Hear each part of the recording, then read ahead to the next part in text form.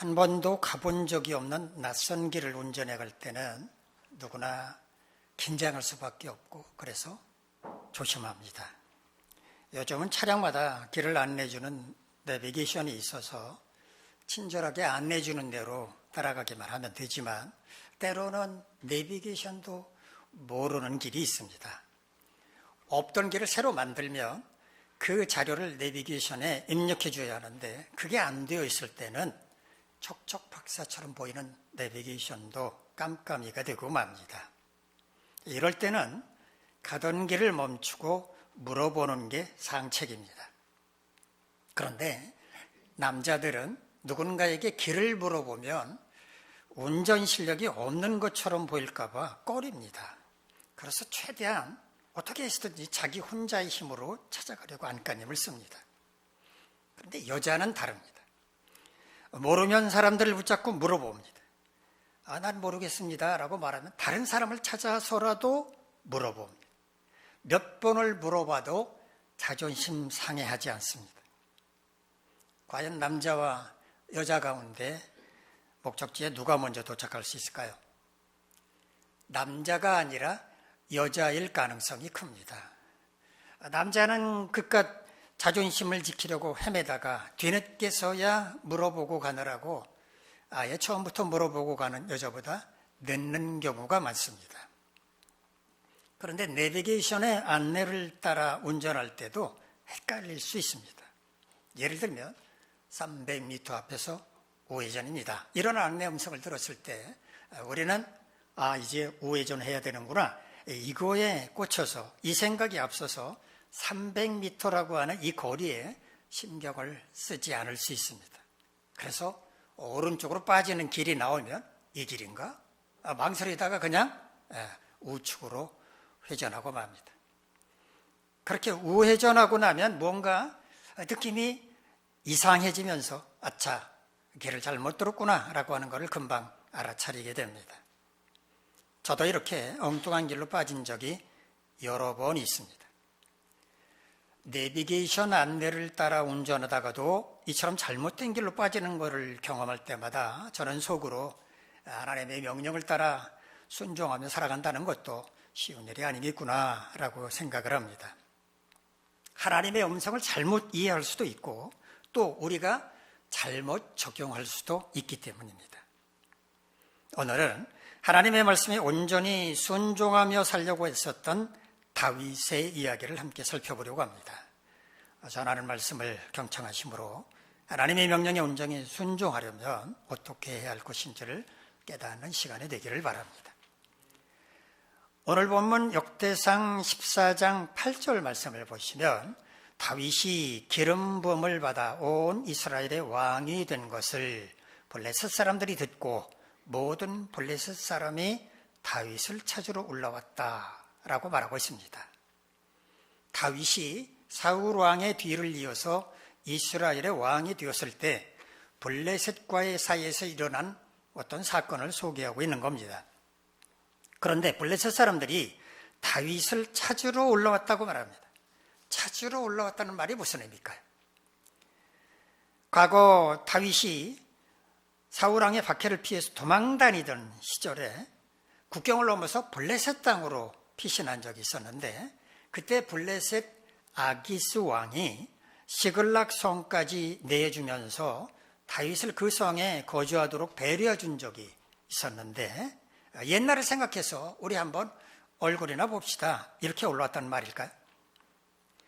모든 블레셋 사람이 올랐다고 말하는 걸 보면 그런 선한 의도는 아니었던 것으로 보입니다. 또 이 소식을 들은 다윗이 대항하러 나갔다라고 말하는 걸 보면 블레셋은 다윗과 전쟁을 벌이기 위해서 왔다고 보는 게 맞을 겁니다. 이 당시에 블레셋은 이스라엘을 아주 우습게 생각을 했습니다.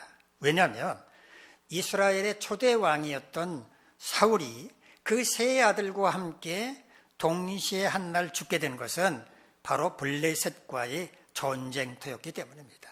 이러니까 블레셋이 얼마나 이스라엘을 얕잡아 보았겠습니까? 그러므로 다윗이 이스라엘의 새 왕이 되었다는 소식을 듣고 그를 시험해 볼 셈으로 군사를 이끌고 올라왔다라고 봐야 합니다. 9절 말씀을 보면 다윗이 군사를 이끌고 나갔을 때 블레셋 군사들은 이미 르바임 골짜기에 진을 치고 있었다고 말합니다. 르바임 골짜기는 예루살렘에서 그리 멀지 않은 곳이었는데 깊은 골짜기를 사이에 두고 한쪽은 이스라엘, 한쪽은 블레셋이 서로 대치하는 상황이었다라는 말입니다. 이런 상황에서 다윗은 어떻게 대처했을까요? 자, 우리 오늘 본문 역대상 14장 10절 말씀 함께 읽겠습니다. 시작.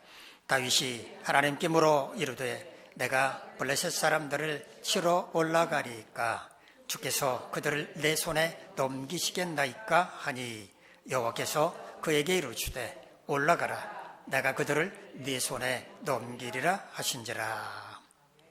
다윗은 굉장히 용감한 사람이었을 뿐만 아니라 싸움에도 탁월한 능력을 소유한 사람이었습니다. 우리는 다윗의 어린 시절의 이야기를 잘 알고 있습니다. 어린 다윗이 아버지 심부름으로 형들이 참전하고 있는 블레셋과의 전쟁터에 먹을 것을 싸들고 찾아간 적이 있었습니다. 이때 블레셋은 거구의 골리앗 장고를 앞세운 군사들을 엘라 골짜기에 배치한 채 이스라엘을 조롱하고 있었습니다. 그때 이스라엘 군사들의 사기는 어땠을까요? 사울왕이 이끄는 이스라엘 군사들은 겁에 질린 채 블레셋과 싸울 생각은 고사하고 숨거나 도망칠 궁리만 하고 있었습니다. 그때 어린 다윗이 물매를 가지고 앞으로 나가서 거구의 골리앗 장고를 물매로 넘어뜨리지 않았습니까? 다윗은 그 정도로 용감한 사람이었습니다. 사울왕에 의해서 군대 장관으로 임명된 후에도 다윗은 전쟁터에 나갈 때마다 빛나는 공을 세웠습니다. 오죽하면 전쟁터에서 돌아오는 사울왕과 다윗을 영접하기 위해 거리 나온 여인들이 사울이 죽인 자는 천천히요 다윗은 만만이라고 노래했겠습니까? 그만큼 다윗은 전쟁에 능한 장군이었습니다. 이런 다윗이었기 때문에 블레셋이 아무리 모든 군사를 이끌고 이스라엘을 공격했다고 하더라도 두려워하지는 않았을 것입니다. 얼마든지 용감하게 맞서 싸우고자 했을 것입니다. 그러나 다윗은 성급하게 행동하지 않았습니다. 블레셋과 싸우러 나가기 전에 먼저 하나님께 기도부터 드렸습니다. 다윗이 하나님께 물었다라고 말하는데 묻는다라고 보니까 히브리어는요 샤알이라는 말인데 질문하다, 상담한다 이런 뜻입니다. 전쟁에 능한 다윗은 굳이 하나님께 물을 게 없는 사람이었습니다. 탁월한 전략과 전술을 펼칠 수 있는 다윗과 같은 사람이 굳이 하나님께 뭘 질문하고 뭘 상담하겠습니까? 더구나 다윗만큼 블레셋을 잘 알고 있는 사람도 없었습니다. 하지만 다윗은 자신의 그런 경험과 능력을 앞세우지 않고 겸손하게 하나님께 여쭤보았습니다. 다윗이 하나님께 뭘 여쭤봤습니까? 블레셋 사람들을 치러 올라가도 좋은지, 올라가면 그들을 그의 손에 넘겨주실 것인지 여쭤보았습니다. 다윗이 블레셋을 공격하는 거야 뭐 어렵겠습니까? 얼마든지 칠 수 있었습니다. 그러나 그 공격이 성공할 것인지 혹은 실패할 것인지는 하나님의 손에 달려 있었기 때문입니다. 하나님은 다윗의 기도에 즉각 응답해 주셨습니다. 지금 당장 블레셋을 치러 올라가라고 내가 그들을 내 손에 넘겨주시겠다라고 말씀을 하셨습니다. 넘긴다라고 우리말로 번역한 히브리어는요 나탄이라는 말인데 준다는 뜻입니다. 영어로 말하는 give, 준다는 뜻입니다. 하나님께서 블레셋을 다윗의 손에 준다라는 게 무슨 의미였을까요? 블레셋과의 전쟁에서 이기게 하실 거라는 말씀이었습니다. 하나님으로부터 응답을 받은 다윗은 즉시 블레셋을 공격했는데 마치 하나님이 물을 쪼갬같이 다윗의 손으로 대적을 흩으셨다라고 기록하고 있습니다. 이 쪼갠다라는 말은요 히브리어 바라치란 말을 번역을 한 건데 깨뜨리다, 부수다, 도망친다라는 뜻입니다. 그런데 이어서 흩으셨다라는 말이 나오죠. 그 흩으셨다는 말도 똑같은 빠라처럼 말인데 다르게 번역을 한 것뿐입니다. 다윗이 이끄는 이스라엘 군사들이 공격을 받은 블레셋이 혼비백산에서 도망쳤다라는 의미입니다. 12절 말씀을 보면 블레셋 군사들이 얼마나 허겁지겁 도망쳤던지 그들이 섬기던 우상까지 내버리고 갔다라고 말합니다. 이스라엘의 공격이 전광석화와 같았기 때문에 그들은 블레셋은 손도 써보지 못한 채 도망쳤다라는 것을 알 수가 있습니다.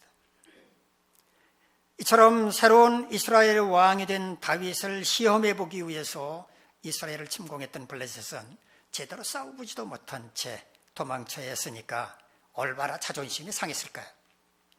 그들로서는 치욕스럽기까지 했을 것입니다.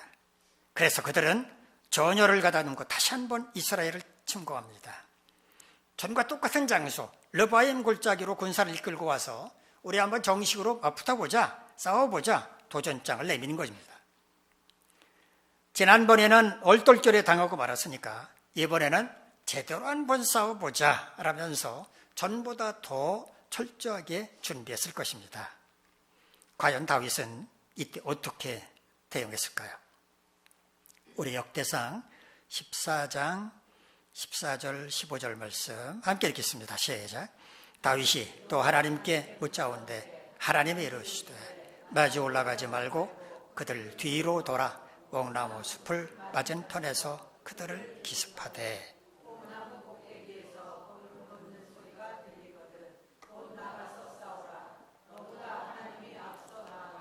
블레셋 사람들의 군대를 치리라 하신지라. 다윗은 이때에도 하나님께 기도부터 드렸습니다. 지난번에 하나님의 명령대로 행함으로써 승리를 거두었으니까 이번에는 제가 알아서 하겠습니다 라고 말하지 않고 지난번과 똑같이 겸손하게 하나님께 기도했습니다. 다윗은 뭐라고 하나님께 기도했을까요? 지난번과 똑같았을 겁니다. 블레셋을 치러 올라갈까요? 올라가면 그들을 우리 손에 넘겨주시겠습니까? 라고 기도했을 것입니다. 그런데 하나님은 지난번처럼 올라가라, 내가 그들을 내 손에 넘길 것이다 라고 말씀하지 않고 전혀 다르게 응답을 해주셨습니다. 이번에는 정면에서 그들을 공격하지 말고 그들을 뒤편으로 은밀하게 이동한 다음 그들을 기습 공격하라고 말씀하셨습니다. 뽕나무 숲을 맞은편에서 그들을 기습하라고 말씀하셨는데 이 뽕나무 숲을 맞은편이란 블레셋 군사들이 진을 치고 있는 그 뒤편을 가리켰을 것입니다. 그들을 공격할 시점도 알려주셨는데 뽕나무 꼭대기에서 사람들이 걷는 소리가 들리면 그때 블레셋을 공격하라고 말씀을 하셨습니다. 사람들이 어떻게 뽕나무 꼭대기에서 걸어다닐 수 있을까요? 저는 이게 하나님의 군대가 출동하는 소리였을 것이다 라고 생각을 합니다. 하나님께서 미리 하늘의 군대, 즉 천군을 동원해서 블레셋과 싸울 준비를 할 그때 이스라엘도 공격하라고 명령하신 겁니다. 그런데 15절 중간 부분을 보시면 이스라엘 군사들보다 하나님이 앞서 나가 블레셋 군사들을 치실 거라고 말씀을 하셨습니다. 하나님께서 먼저 블레셋 군사들을 치신다면 이스라엘 군사들이 할 일은 뭐겠습니까? 그들을 점령하고 승리를 거두기만 하면 되는 것이었습니다. 다윗은 하나님의 명령대로 블레셋 군사들의 진 뒤편에서 공격했고 블레셋 군사들은 이번에도 허를 찔린 채 도망가기에 급급했으며 이스라엘 군사들은 그들을 끝까지 추격했다고 말합니다. 우리 역대상 14장 17절 말씀 함께 읽겠습니다. 시작. 다윗의 명성이 온 세상에 퍼졌고 여호와께서 모든 이방 민족으로 그를 두려워하게 하셨더라. 당시 세계에서 블레셋 군대는 막강했습니다. 그런 블레셋 군대를 2번이나 물리쳤다라고 하는 소문이 퍼지자 다윗의 명성은 높아질 수밖에 없었을 것이고 이스라엘 주변에 어떤 나라도 감히 이스라엘을 건드릴 생각조차 품지 않았다는 겁니다. 이것은 물론 다윗이 전쟁에 능한 사람이었기 때문이기도 하지만 그런 그가 전능하신 하나님을 철저하게 의지하고 매사 하나님께 여쭈어보면서 나라를 통치했기 때문이었습니다. 러시아 속담에 이런 말이 있다고 합니다. 싸움터에 나갈 때는 한 번 기도하고, 바다에 나갈 때는 2번 기도하고, 결혼할 때는 3번 기도하라. 이 속담을 인용하는 사람들은 주로 마지막 결혼에 방점을 찍습니다. 결혼은 전쟁터에 나가는 것이나 험한 바다에 나가는 것보다 훨씬 어렵고 위험한 일이므로 더 많이 기도해야 한다라고 말합니다. 그 말에도 일리는 있습니다.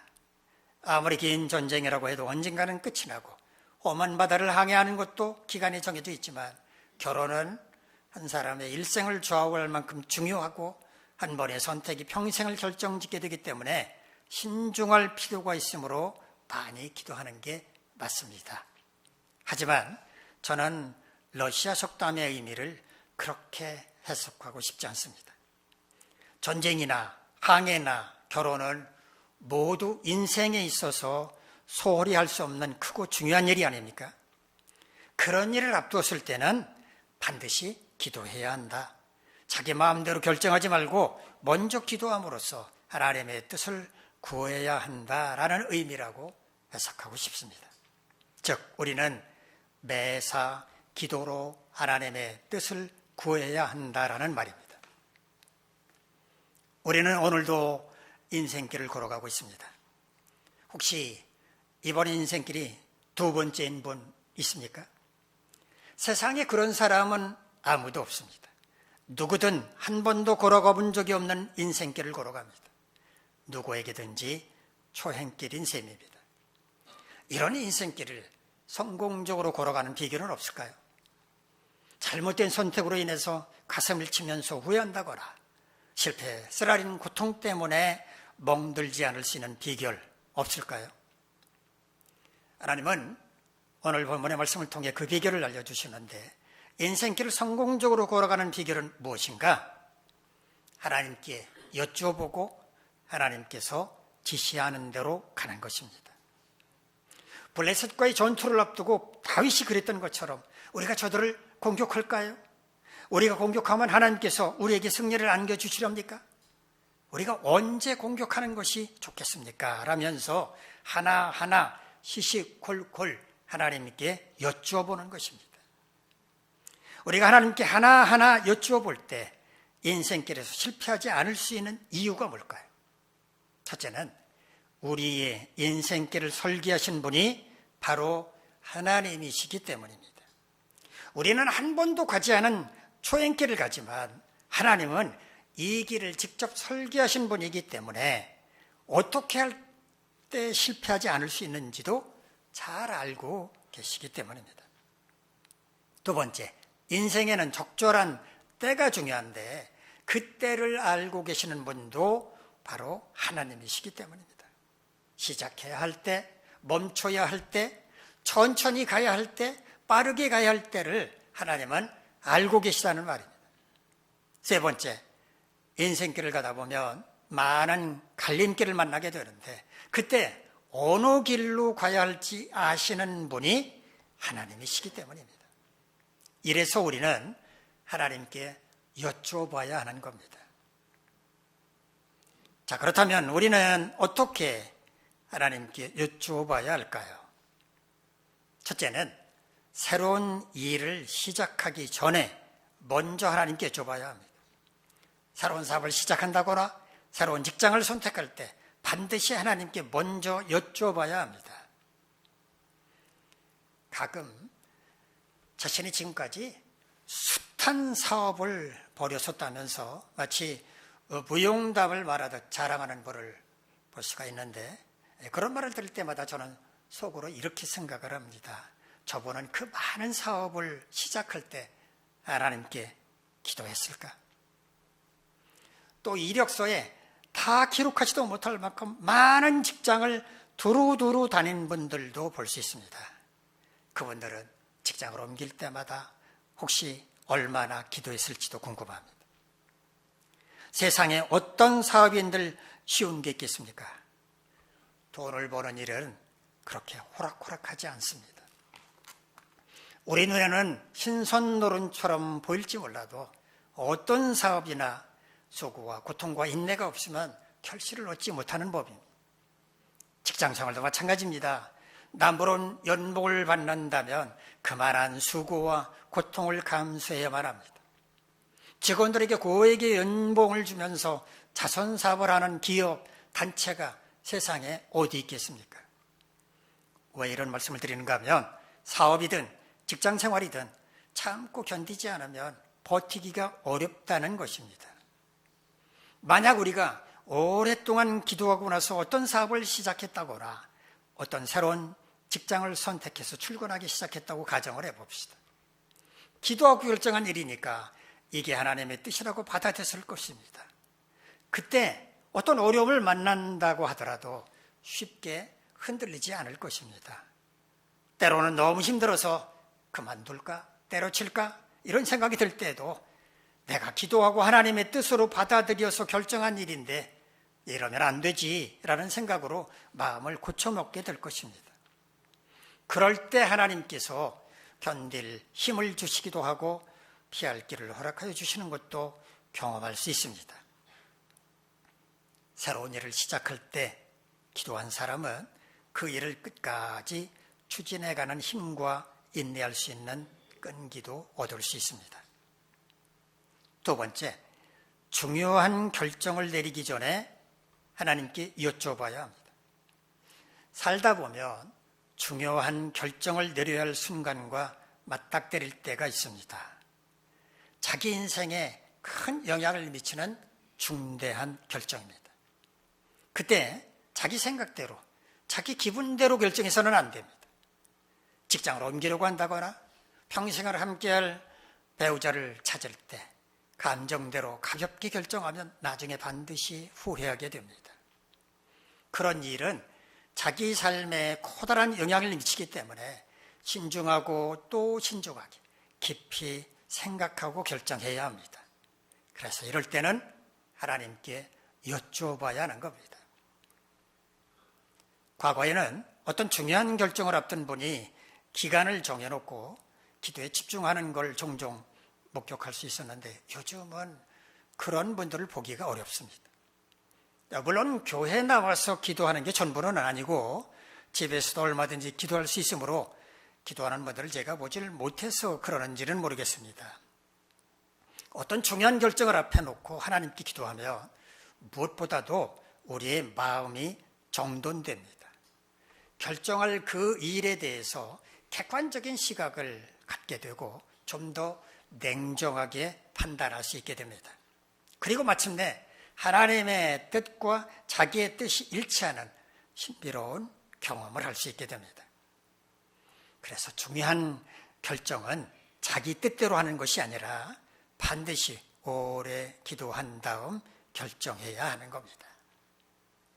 세 번째, 일을 추진해 가는 과정에서도 하나님께 여쭤봐야 합니다. 시작이 반이라는 말이 있죠. 시작이 반이라면 시작하자마자 절반이 끝난다는 말인데 그 일을 마치는 게 얼마나 쉽겠습니까? 시작이 반이라고 하는 말은 시작하는 것이 어렵지 일단 시작하면 일은 금방 끝난다라는 의미도 되고 어떤 일의 시작은 전체 일 가운데 절반을 차지할 만큼 중요하다라는 의미도 될 수 있습니다. 하나님께 여쭤보는 것 역시 시작할 때가 중요합니다. 그러나 일단 시작한 일도 그 일을 추진해가는 과정에서도 하나님께 여쭤보는 것이 필요합니다. 왜 그럴까요? 시작한 그 일이 성공적으로 진행되려면 하나님이 주시는 지혜와 능력이 필요하고 때로는 하나님의 도우심도 필요하기 때문입니다. 사실 어떤 일을 시작해놓고 제대로 마무리하지 못한 경우 얼마나 많습니까? 그러므로 일을 시작한 다음 추진해가는 과정에서도 하나님께 수시로 여쭤봐야 합니다.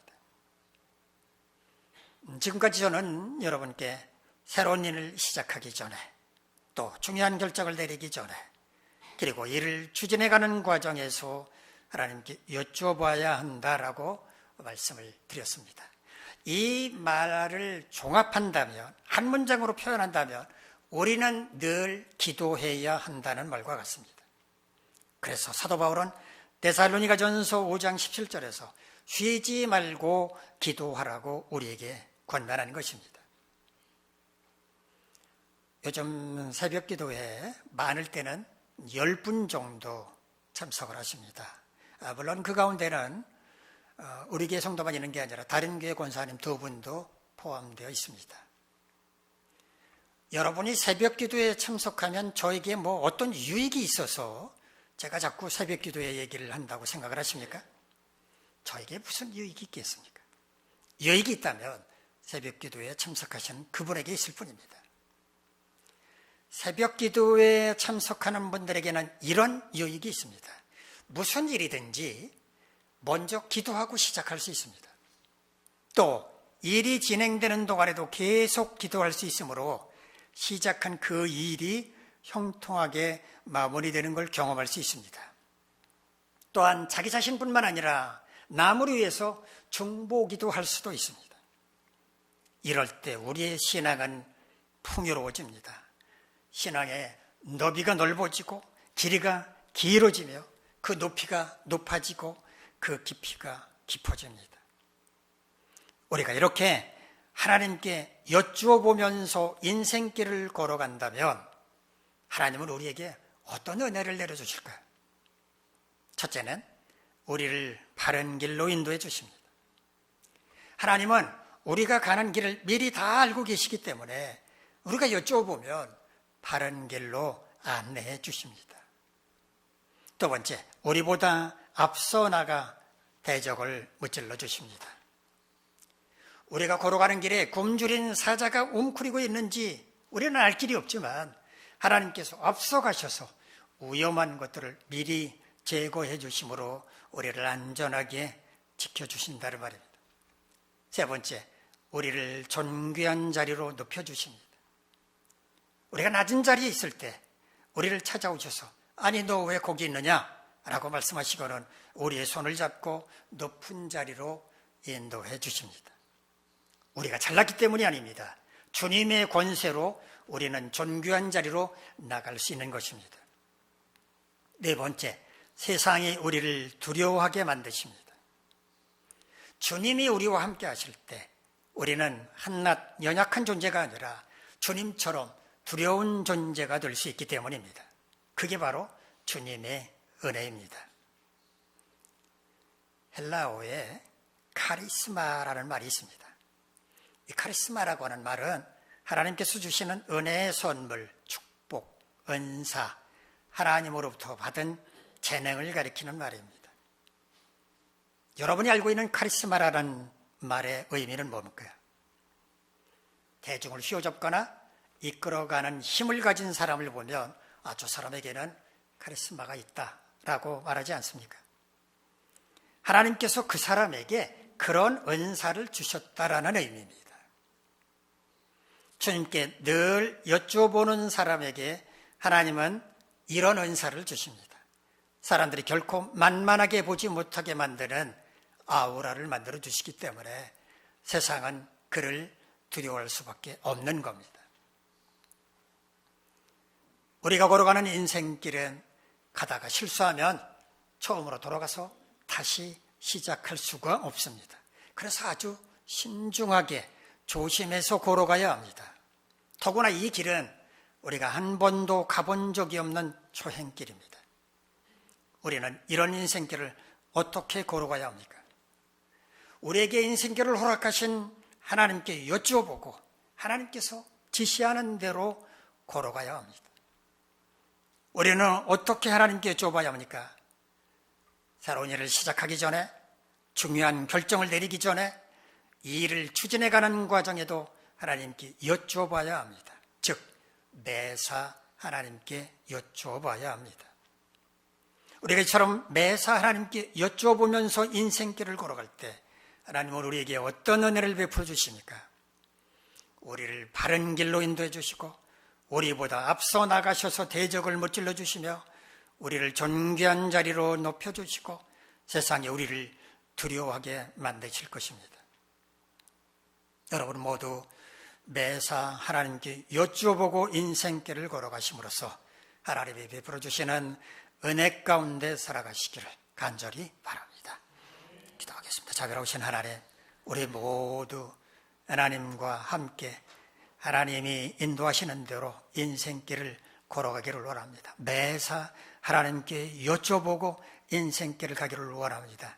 그럴 때 우리에게 은혜를 베풀어 주실 줄 믿습니다. 우리 모두가 이와 같이 하나님과 함께 하나님의 손을 붙잡고 하나님께 여쭤보면서 인생길을 걸어갈 수 있게 하옵소서. 예수님의 이름으로 기도합니다. 아멘. 자리에서 일어나서 633장을